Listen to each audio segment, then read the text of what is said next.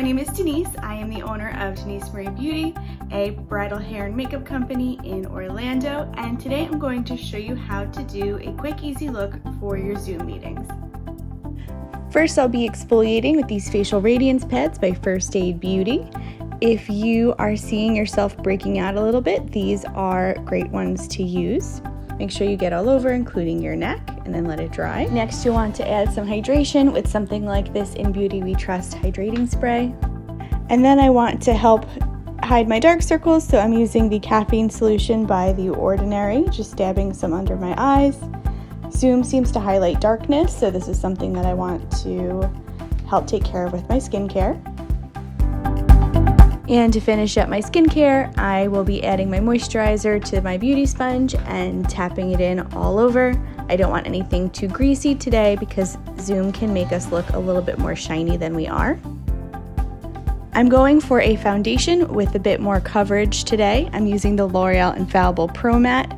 I have hyperpigmentation on my skin, so I've noticed that on virtual platforms, it tends to highlight the darkness of the pigmentation as well as my under eyes. So for me, I want to make sure that this is well covered so that my skin doesn't look more blotchy than it actually is. And I'm just adding it onto my beauty sponge and tapping it in, doing this in light layers, adding as needed, and also using it over my eyelids as a primer for shadow.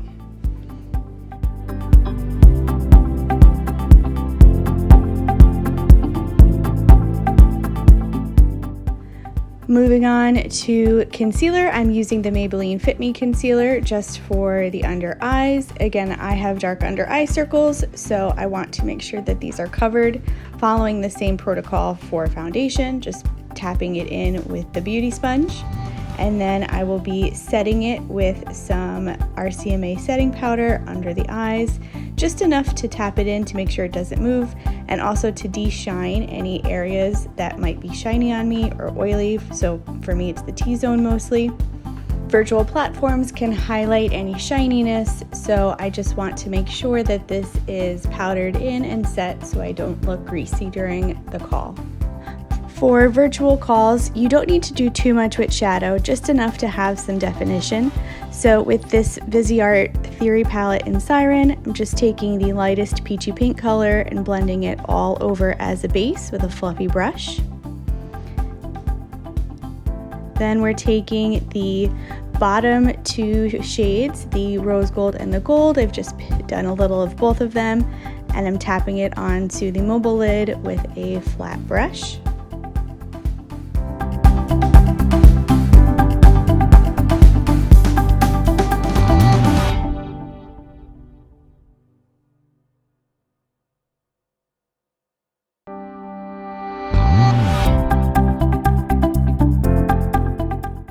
And to finish off the shadow, I'm taking the darkest color in the palette and putting this on the outer corners. I'm not worrying too much about the shape initially, just getting it to the outer corner, and then taking the original brush from the beginning and blending it all in together. You don't need a lot of shadow for a call, just enough to make it look like you have some color and a little definition to your eyes.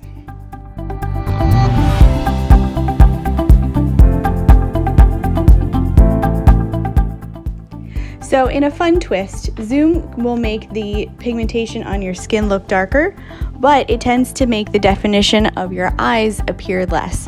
So eyeliner is one of the most important steps. Today I'm using the Sugar eyeliner in Wingman, and it is a felt tipped eyeliner. You do not need to do a wing like I'm doing here, but definitely you want to line your eyes so that we can see that you have some definition there.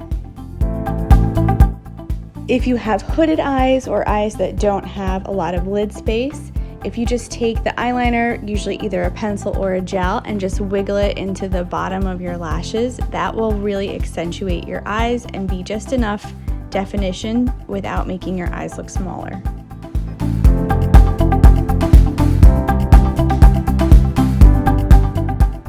And of course, we're going to need to finish with some mascara. Really wiggle it into the roots to help your lashes look a little bit more defined. Again, lashes are one of the things that tend to get lost on a virtual call. So really adding in some mascara at the base helps them to look thicker and your eyes more open.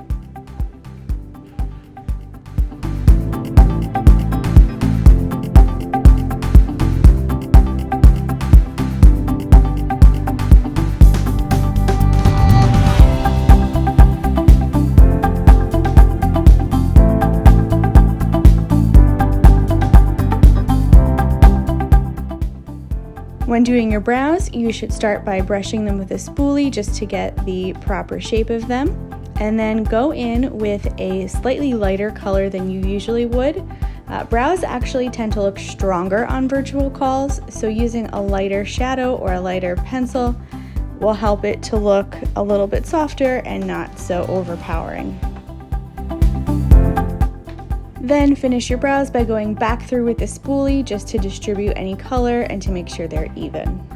For your blush, you're going to want to look for something that's matte or just has a slight sheen to it so that you don't look shiny or like you have a bright spot during your call. So today I'm using Apricot by Stilazzi. It is a soft peach color, and then I'm going back in with a blending brush just to soften it and blend it. Then go in with some contour and or some bronzer to give your face a little shape back. But we are going to skip highlighter today so that we don't look shiny during the call. Then add some lip gloss or a light colored lipstick. You don't need anything too dark today, just something that gives you a little bit of life. If you have a lash curler, I would recommend using one for a call, especially a more important call. Just helps your eyes to show a little bit more. You can see on the two sides.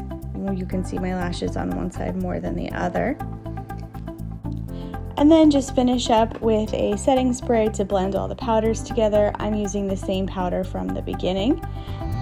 You're only going to be seen from the shoulders up, so adding in some fun earrings and a nicely colored shirt makes a big difference. And there you go, you are all set. If you are looking for more personalized advice and information just for you, please consider taking a virtual lesson with me. We are going over everything from your skincare to the products you use to how to apply them so that we can get you all set and ready to go.